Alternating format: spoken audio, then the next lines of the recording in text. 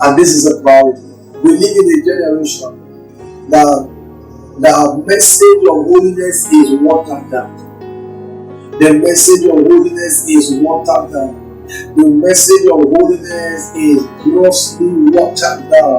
We live in a generation where when you talk about holiness, people feel you are making it difficult. We live in a generation where people believe when you are trying to center on holiness, you are trying to stop the world, you are trying to stop people, you are trying to limit people. But beloved, how much of limit can you give to people when God is not involved? He said it must be holy. It must be acceptable. And when we talk about things being acceptable, it's not just going to be by your standard, but it's going to be by His standard. Music ministers that are ready to proclaim the gospel of Jesus, to expand the kingdom of God, must understand that in this kingdom there is a standard.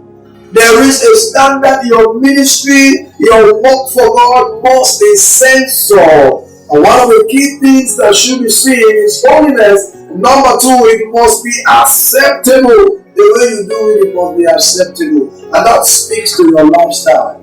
That speaks to your lifestyle. That speaks to your pattern of life. That speaks to your lifestyle. That speaks to your philosophy. That speaks to your principle. We can't accept doing it anyhow. We can't accept to serve God anyhow. You can't accept to give God anyhow. It must be deliberate. It must be intentional. And it must be acceptable. If it must be unto the Lord, then it must be acceptable. You must judge, you must gauge your service unto the Lord with the lens of it being acceptable unto God. The Bible says that Abel and Cain came to offer their sacrifices. They came to offer things to God. And the Bible says God had respect for Abel and his offering. So God can have respect for you and your ministry. But the Bible says, but unto Cain the Lord despised. Unto Cain it was an abomination. And the Bible says God rejected Cain and his offering.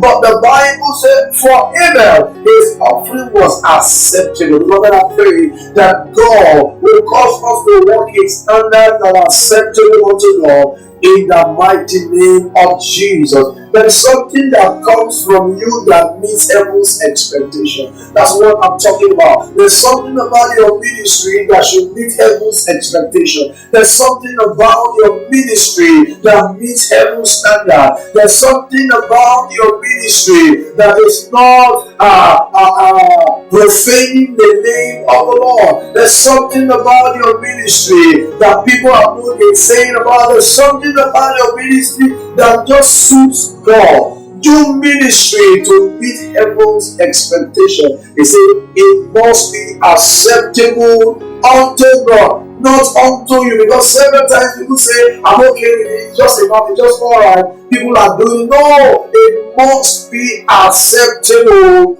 unto God. Amen. And he said this is your reasonable service. It means that the work is demanding in service. Effort is demanded. We must labor in this. True ministry is a ministry that involves laboring. True ministry involves laboring. You must labor to present yourself. You must labor to be holy. You must labor to be acceptable. And Bible calls it your reasonable service. It is not reasonable until it is holy. It is not reasonable until it is acceptable. So watch your doctrine. The Bible says give attention to yourself and to your doctrine. Give attention to yourself and to your doctrine. Give attention to yourself and to your ministry. Give attention to your vessel and to your content. Give attention to what you do and to yourself. Give attention to this. Is it unto the Lord or is it unto your pride? Is it unto the Lord or unto the people? Is it unto the Lord or unto your glory? Is it unto the Lord or unto what the people want? It must be acceptable, not unto men, but unto God. If it is acceptable unto God, then it will fulfill purpose in the life of the people. Praise God. And he said, do not conform to this world. This is a major part of my charge. Do not be conformed unto the world. Do not be conformed unto the world. You don't need to add world flavor to your ministry to win the world. You don't need the flavor of the world to win the world. The word of God is everything you need. He said, I am not ashamed of the gospel of Christ, for it is the power of God unto salvation. Do not yield, do not be conformed to this world. There are a lot of things that are distractions, there are a lot of things that are burdens to the work of God. Several times we want to be like them, do like them, to win them unto Christ. And by so doing, a lot of us have invited the world to stay in our ministry. We have invited the world to come and stay. We have invited the world to come and cohabit with what we are doing. And the world comes into our ministry. They remain the way they are. They are comfortable the way they are. But I see a generation who opens their mouth to sing, and sinners go down on their knees crying for salvation, because it is unto the Lord that ministry of Jesus should be established. He came to seek and save the lost.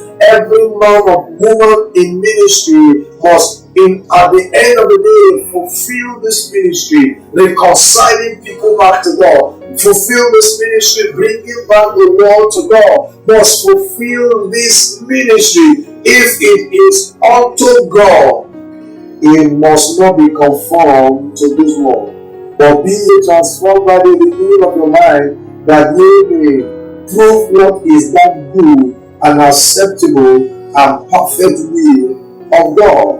Praise God. Praise the name of the Lord. Now, this is what God is saying to us today. It must be acceptable unto God. It must be a perfect will, not just the will of God, but perfect will of God. You as minister, you must be in the perfect will of God. You must be in the perfect will of God. As you do rehearsal, as you write songs, as you spend time learning the beats, spend time understanding the harmony, as you try to work hard on all those, pay attention to the perfect will of God. The most important thing in that business of God in your hand is the perfect will of God. And when that is undermined, no matter how successful everything is, it amounts to nothing. Servant of God, I want to encourage you, and I also bless God for bringing you into ministry, bringing you into your walk with God. But don't forget, it must be holy. It must be holy. It must be acceptable. It must be unto the Lord. And as you commit yourself to doing it, not by men, God Himself will lift you. Not by people, God Himself will lift you. I remember the Bible said Saul was in trouble, and Israel was suffering. Saul was in trouble. A tormenting spirit from the Lord came to trouble Saul. And they looked for a man who was killed. Was killed is not enough. They say he was a man of valor, a man of war. Every minister that ministers unto the kingdom must be a man of war. You must fight the good fight of faith. You must resist lust. You must resist everything that comes as an impediment. You must fight through. You are a soldier of the Lord. Fight through. Maintain your walk with God. Fight through. Avoid distraction. Fight through. Avoid lust. Fight through. Make sure you present yourself holy, acceptable unto God. That is your reasonable service. And when a man is up to doing this, when the day comes when we shall stand before Him, He shall say to you, enter the joy of the Lord. Enter the joy of the Lord. You have been faithful in so little. Enter and rule with me. The day is coming. If men refuse to praise you, days are coming. If you are not the most famous, days are coming. If you are not popular yet, days are coming when the Lord Himself will begin to magnify. Days are coming when the Lord Himself will begin to publicize you. Days are coming when you have finished the work in the will of God, that God Himself will begin to promote you. I beg of you, give attention to holiness. Give attention to God's heaven's expectation over yourself. Give yourself unto this reasonable service. Let it be unto the Lord. If it is unto the Lord, it affects your language. If it is unto the Lord, it affects your relationship. If it is unto the Lord, it affects your intention. If it is unto the Lord, it affects your appearance. If it is unto the Lord, it affects your relationship. You will not compromise. If it's unto the Lord, because when I say unto the Lord, I mean unto the kingdom of God, it affects your total being. There's anything that God requires, there's anything that God looks up to you, is that while working for Him, you are found working with Him. If you are found working with Him, you are found working in His will.